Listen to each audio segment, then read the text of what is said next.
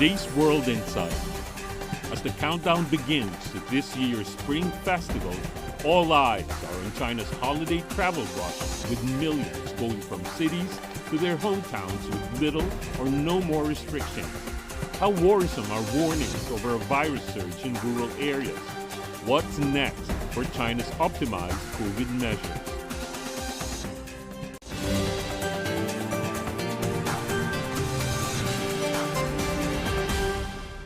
Hello, I'm Tian Wei, and welcome to World Insight. 3 years into the COVID-19 pandemic, China has optimized its measures with policies on testing, quarantine, and travel adjusted. While life gradually returns to normal, some experts are warning that the upcoming Spring Festival travel rush may be an important variable in the nationwide fight against the epidemic. 3 weeks until the Spring Festival, China Railway recently already predicted that this year's travel rush is expected to recover to 90% of the pre-pandemic passenger in 2019, with about 360 million railway passenger trips made, and also average daily number of train trips reached about 9 million. Meanwhile, more international travelers are expected to return or come to China as the country eased the rules for international travels. Meanwhile, travelers from China to other parts of the world will also gradually and eventually dramatically increase. So how to balance the opportunities and the challenges? Let's have our panelists.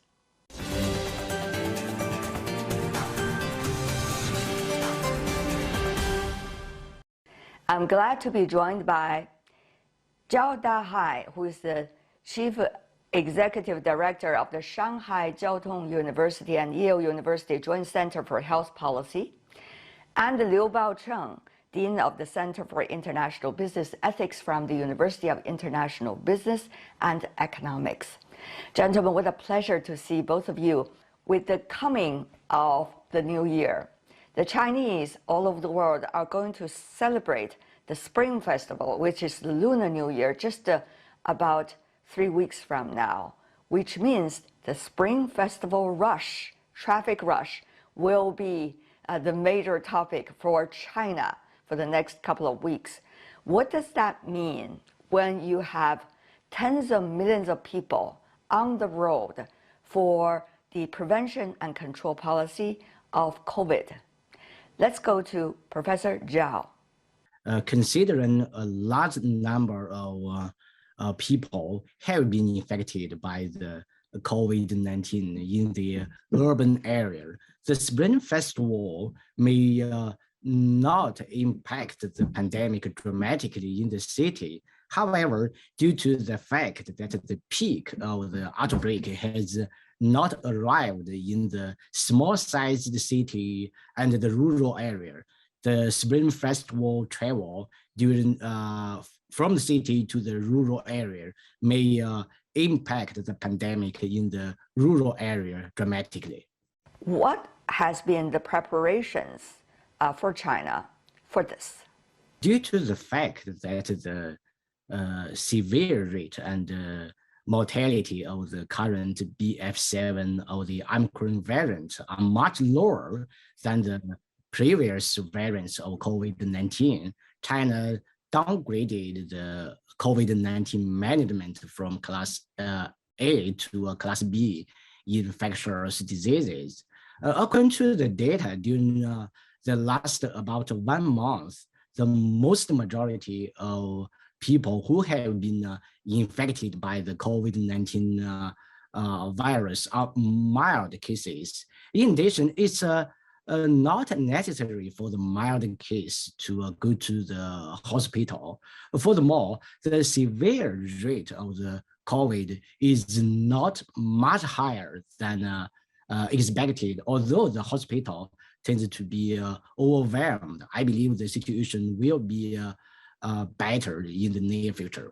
But given the fact that the hospitals might be overwhelmed, for example, the city of Beijing in the month of December, and we are seeing in Shanghai, where you are, Professor Zhao, now experiencing this challenge. What does that mean for the preparations in rural China? How is rural China's medical system being built?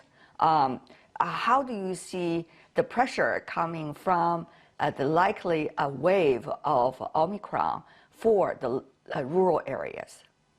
It's much more inconvenient for the people in the rural area to send a severe case to the tertiary hospital, considering the tertiary hospital is much better than the county level hospital on treating the severe case.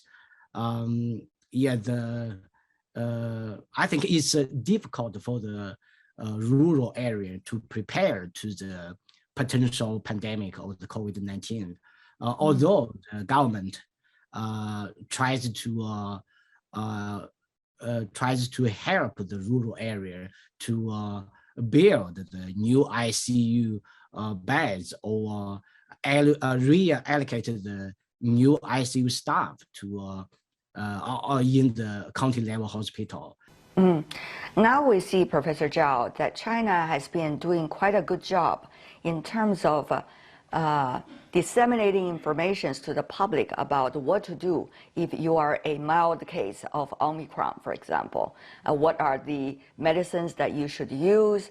What kinds of family care one should have, and how you can take care of each other, and how you can gradually recover in a period of 2 weeks or 2 to 3 weeks.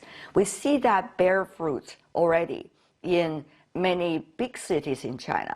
But how is that process being done? I mean, the fact about advocacy, the fact about providing information to rural China, which of course is quite different from urban China, despite of the fact after decades of reform and opening up, we see a massive urbanization in China, but still a lot of differences, Professor.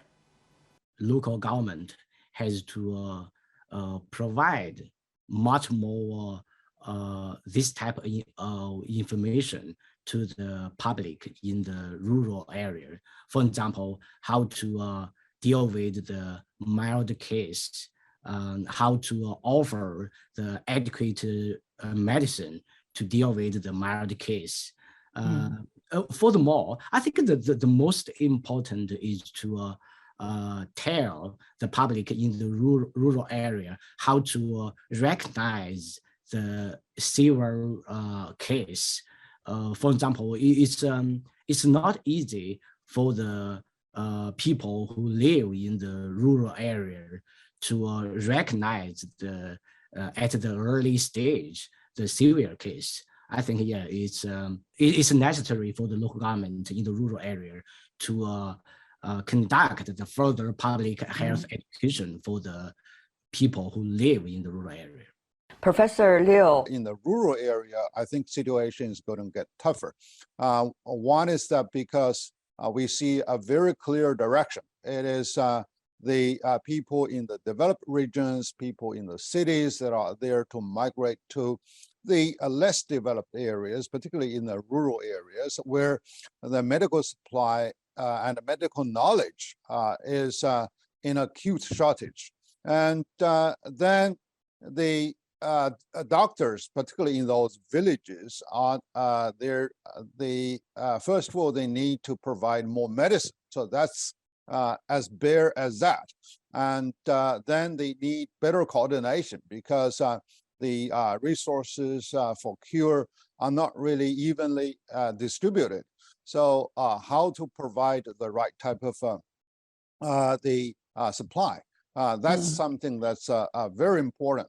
And the other is that the good news is that the State Council has issued 2 circulars over last week. One is on the supply side, how we can really manage health versus smoothness, and how we can really manage the people traffic versus goods traffic. And also there's also a guide on the consumer side, but to the medical side, I think we still are there to need not only some of the advices, but also very tough orders as how they can fairly distribute the medical resources. We have seen the city of Beijing and Chongqing waking up, for example, from some of the social media clips. And also we see the young people celebrating, the coming of the new year seems to be back to normal, quote unquote. But many wonder, is it still too early to assess the so-called consumer confidence and the rebound of the economy? I think the painstaking efforts shall continue for some period, because right now, individuals are pushed with the first responsibility. So therefore, they are taking extra precautions, and there has been some divergence among people's mentality. Some are very conservative; they still want to stay put, and the younger generation are eager to go out. So, Professor, you are saying that if people are not aware of the potential actions of how to deal with another round of challenge from the COVID, there is very likely to be more challenge in consumer confidence. Is that what you're saying? That's right. Let me go to Professor Zhao on that. It seems that the economic recovery and also the possibility for prevention and control about the next wave, which is certainly likely to happen, it's only a matter of time, as we have seen from all the other countries in the world. So how do you see this link?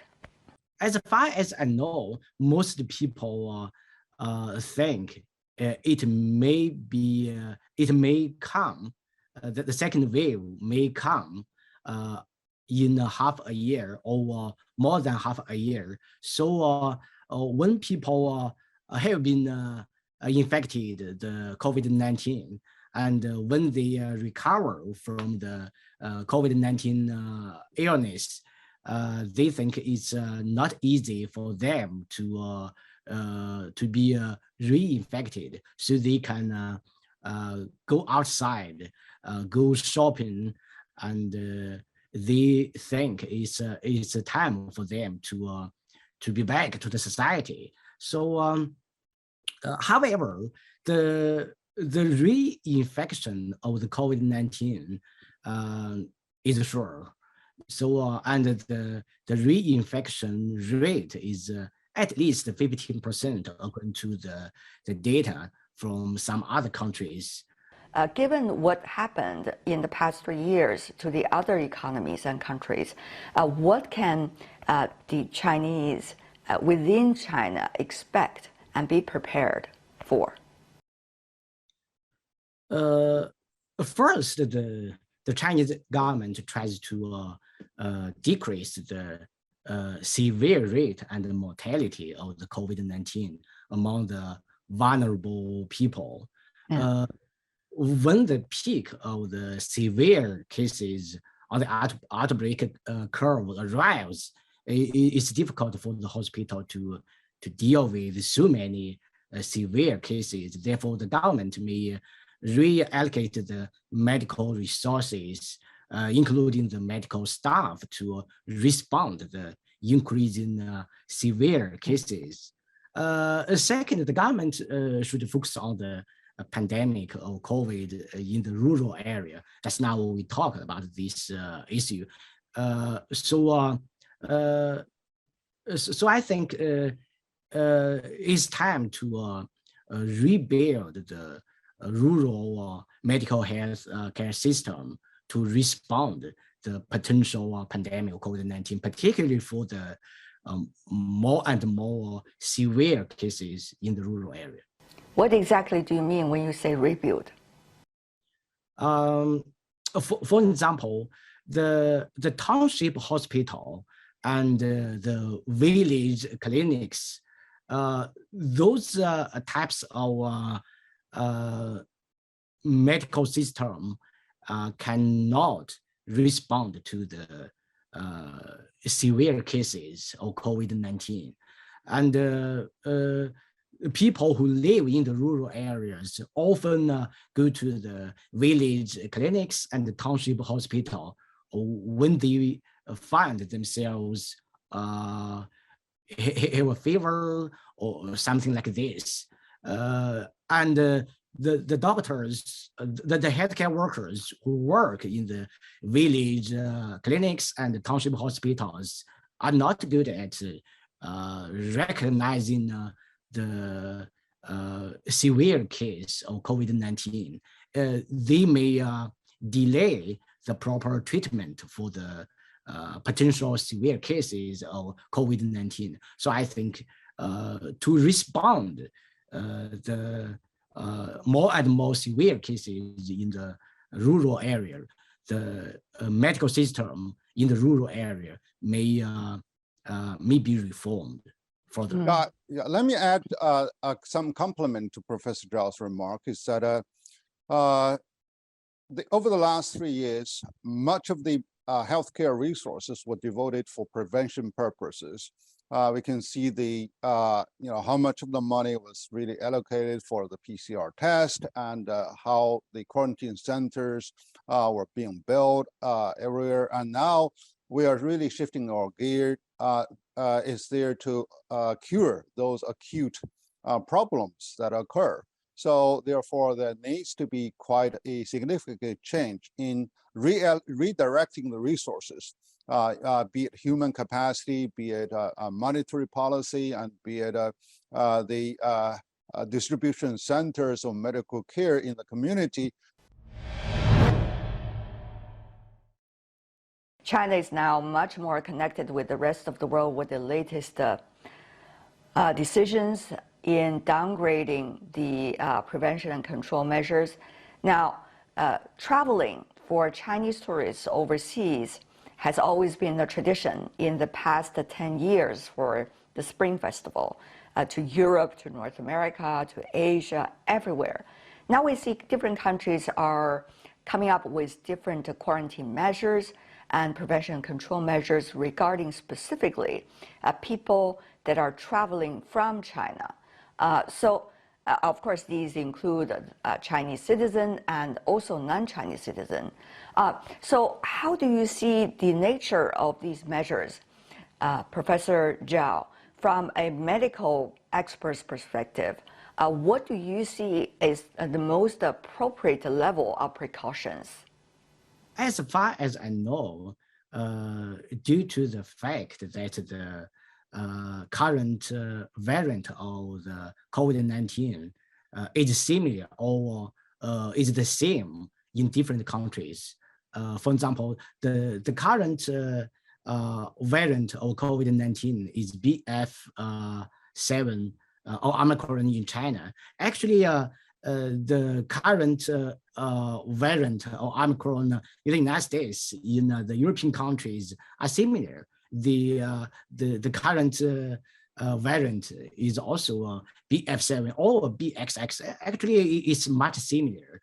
So the people who travel to the United States from China, from the Chinese mainland, even though they are infected by the current BF7 variant of Omicron, it's impossible for the people who from China to lead to a second wave in the United States or other countries, because the Omicron virus is the same in different countries.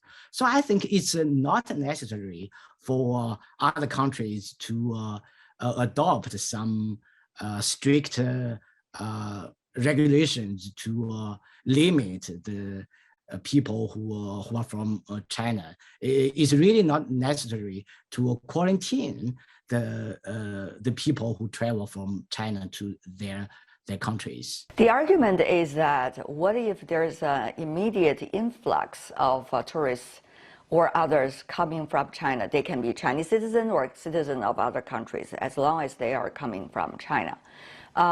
And how do you see that possibility? And meanwhile, some economies are worried whether there is a possibility of new variant, even though at this point, as we have already seen very clearly, it is still Omicron, as you illustrated. So how do you see these arguments? Are they fair? The current science has fully shown that the current variant of the Omicron is the same to their own countries. So yeah, now it's not necessary to argue this issue because the virus is the same. It's really not necessary for those countries to quarantine and to retest the travelers from China. Okay. Well, Professor. As you guys have discussed, is that there has been worry about new variants with a sudden influx of Chinese tourists, and also that they need some time to really verify there is something that's really the same. They do not really have to worry about. And for that, the Chinese CDC organizations, etc., they need to do a better job to communicate with the counterparts of the global community, not to mention WHO, and to get more prepared to build convincing arguments that there is no extra harm with the influx of the Chinese tourists. And so that's something that's more convincing. So as we are going into the Spring Festival travel time, what are some of the advices that you would provide for those who are monitoring China's situation and for those who want to travel to China or for those who are traveling in China? To both of you, Professor Liu, please briefly. I think one is that you still have to keep your good habit of washing your hands and taking a clear quarantine on yourself, because you are now the first person who is responsible. It's not really the public organizations who are going to take care of you in the first place. And second, get more prepared for infection. Even if you can be very lucky, but you still need full preparation with medicine and with some emergency, and at least get all those phone numbers and emails that you can really call for help. And then, of course, the less crowding effect is still advisable to everybody, and do not really get crazy with large crowds. And so this is probably the best advice with common sense. All right. Professor Zhao, it seems that Professor Liu has already done your job. Please go ahead. Yeah, actually, there are no better measures but to protect by themselves. After all, the travel itself can improve the risk of infection. So for the older people or the people who have basic diseases, stay at home rather than traveling is the better choice. Zhao Dahai and Liu Baocheng, thank you so much for both of you. Happy holiday season to your family as well. Thank you. And that's our discussion on the latest travel rush leading up to the Spring Festival, the Lunar Chinese New Year. And that's all the time we have for today. If you'd like to know more, search World Insight or check out our YouTube channel. Follow us on Twitter and Facebook. I'm Tian Wei. On behalf of the team, thanks for being with us. Bye for now, and Happy New Year.